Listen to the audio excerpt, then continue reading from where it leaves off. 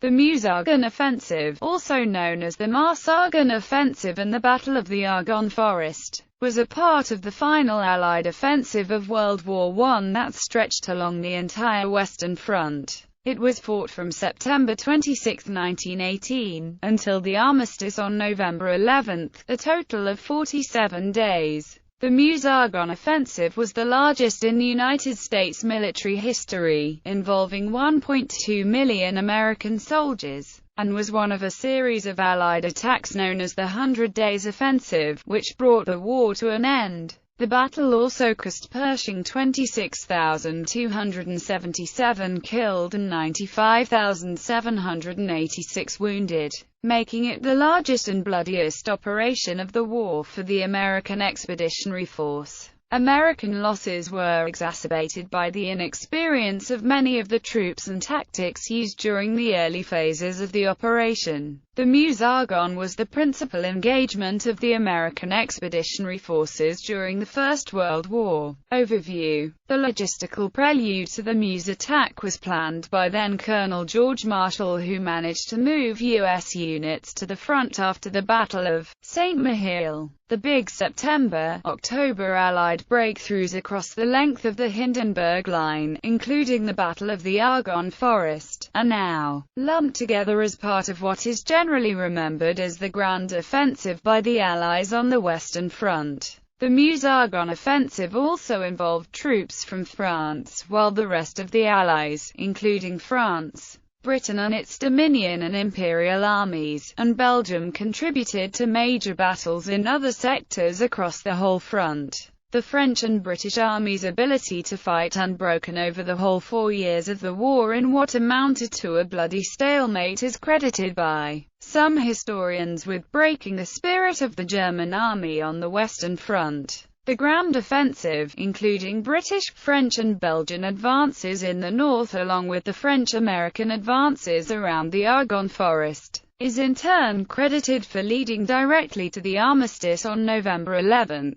On September 26, the Americans began their strike towards Sedan in the south. British and Belgian divisions drove towards Ghent on the 27th, and then British and French armies attacked across northern France on the 28th. The scale of the overall offensive, bolstered by the fresh and eager but largely untried and inexperienced U.S. troops, signaled renewed vigor among the Allies and sharply dimmed German hopes for victory. The Meuse-Argonne Offensive, shared by the U.S. forces with the French Fourth Army on the left, was the biggest operation and victory of the American Expeditionary Forces in World War I. The bulk of the AEF had not gone into action until 1918. The Meuse-Argonne battle was the largest frontline commitment of troops by the U.S. Army in World War I, and also its deadliest. Command was coordinated, with some U.S. troops attached and serving under French command. The main U.S. effort of the Meuse-Argonne Offensive took place in the Verdun sector, immediately north and northwest of the town of Verdun, between the 26th of September and the 11th of November 1918. However, far to the north, U.S. troops of the 27th and 30th Divisions of the 2nd Corps AEF fought under British command in a spearhead attack on the Hindenburg Line with 12 British and Australian divisions, and directly alongside the exhausted veteran divisions of the Australian Corps of the 1st Australian Imperial Force. With artillery and British tanks, the combined three-nation force, despite some early setbacks, attacked and captured their objectives along a 6-kilometre section of the line between Bellecourt and Vendouille, which was centered around an underground section of the St.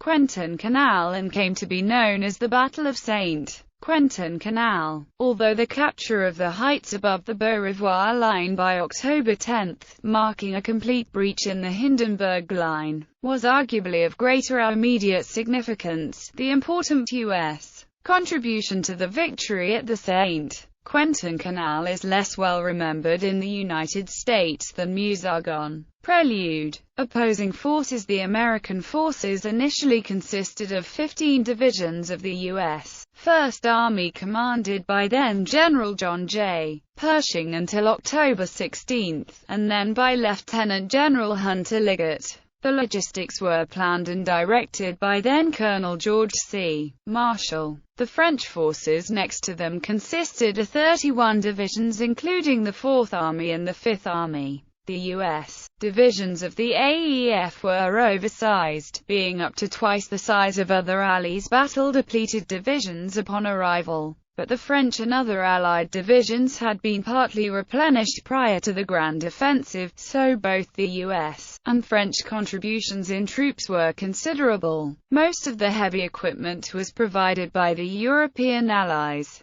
For the Meuse-Argonne front alone, this represented 2,780 artillery pieces, 380 tanks and 840 planes. As the battle progressed, both the Americans and the French brought in reinforcements. Eventually, 22 American divisions would participate in the battle at one time or another, representing 2 full field armies. Other French forces involved included the 2nd Colonial Corps, under Henry Claudel, which had also fought alongside the AEF at the Battle of Saint-Mihiel earlier in September 1918. The opposing forces were wholly German. During this period of the war, German divisions procured only 50% or less of their initial strength. The 117th Division, which opposed the U.S. 79th Division during the offensive's first phase, had only 3,300 men in its ranks. Morale varied among German units. For example, divisions that served on the Eastern Front would have high morale, while conversely divisions that had been on the Western Front had poor morale. Resistance grew to approximately 200,000–450,000 German troops from the 5th Army of Group Gallwitz commanded by General Georg von der Marwitz.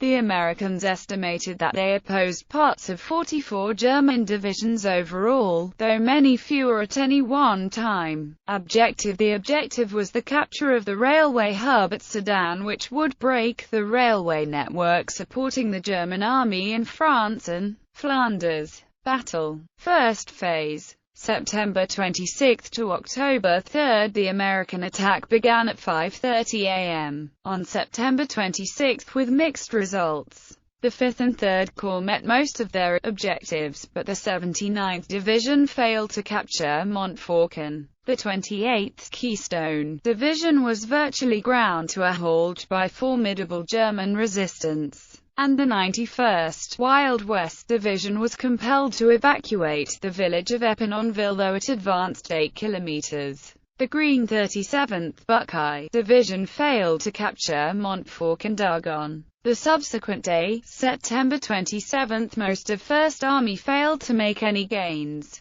The 79th Division finally captured Montfaucon, and the 35th Santa Fe Division captured the village of Borny Hill 218, and Charpentry, placing the division forward of adjacent units. On September 29, 6 extra German divisions were deployed to oppose the American attack, with the 5th Guards and 52nd Division counterattacking the 35th Division, which had run out of food and ammunition during the attack. The Germans initially made significant gains but were barely repulsed by the 35th Division's 110th Engineers, 128th Machine Gun Battalion and Harry Truman's Battery D, 129th Field Artillery. In the words of Pershing, "We were no longer engaged in a maneuver for the pinching out of a salient, but were necessarily committed, generally speaking, to a direct frontal attack against strong, hostile positions fully manned by a determined enemy." The German counterattack had shattered so much of the 35th Division, a poorly led division made up of National Guard units from Missouri and Kansas,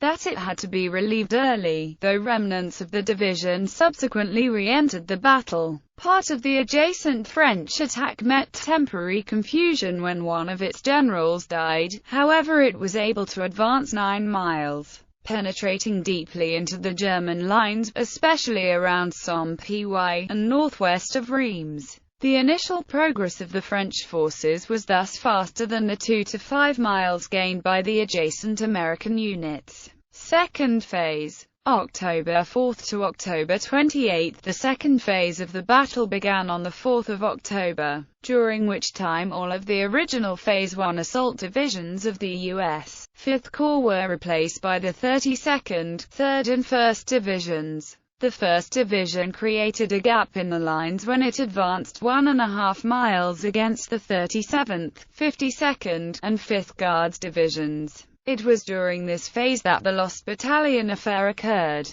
The battalion was rescued due to an attack by the 28th and 82nd Divisions on October 7. The Americans launched a series of costly frontal assaults that finally broke through the main German defenses between 14 to 17 October. By the end of October, U.S. troops had advanced 10 miles and had finally cleared the Argonne Forest. On their left the French had advanced 20 miles, reaching the Aisne River. It was during the opening of this operation, on October 8, that Corporal Alvin York made his famous capture of 132 German prisoners near Cornay. Third phase. October 28 to November 11. By October 31, the Americans had advanced 15 kilometers and had finally cleared the Argonne Forest. On their left the French had advanced 30 kilometers, reaching the River Aisne. The American forces reorganized into two armies. The first, led by General Liggett, would continue to move to the Carignan-Sedan-Mézières Railroad. The Second Army, led by Lieutenant General Robert L. Bullard, was directed to move eastward towards Metz. The two U.S. armies faced portions of 31 German divisions during this phase. The American troops captured German defenses at Buzansee, allowing French troops to cross the River Aisne, whence they rushed forward, capturing Le Chesnay. In the final days, the French forces conquered the immediate objective, Sedan and its critical railroad hub. On November 6, American forces captured surrounding hills. On November 11, news of the German armistice put a sudden end to the fighting. Legacy. Although the Meuse-Argonne was the deadliest battle in U.S. history, in that it left a large number of U.S. dead, the battle is largely forgotten in the United States, and the Argonne War Cemetery is often ignored by tourists. The battle also hailed the debut of the Browning automatic rifle in combat, with both the US and France using him significantly for the first time in battle. According to the American view, the battle's pressure on the Germans was an important factor in their agreeing to the armistice. Until the last, this battle had worried German commanders most. Unlike other sectors of the front, here they had little space short of a vital objective that they could afford to trade for time. Historians have since begun to debate the legitimacy of this claim, with many believing that the Meuse-Argonne Offensive was simply a diversion from greater Allied offensives and successes elsewhere. An extreme act of patriotism was shown by an Italian immigrant in 1918 by Private Francesco D. Liberatori when bravely leading an automatic rifle squad through the Argonne forest until an explosive device ignited underneath his feet, killing him instantly. In an interview, Paul von Hindenburg stated, "So I must really say that the British food blockade and the American blow in the Argonne decided the war for the Allies, and that, without the American troops and despite her food blockade,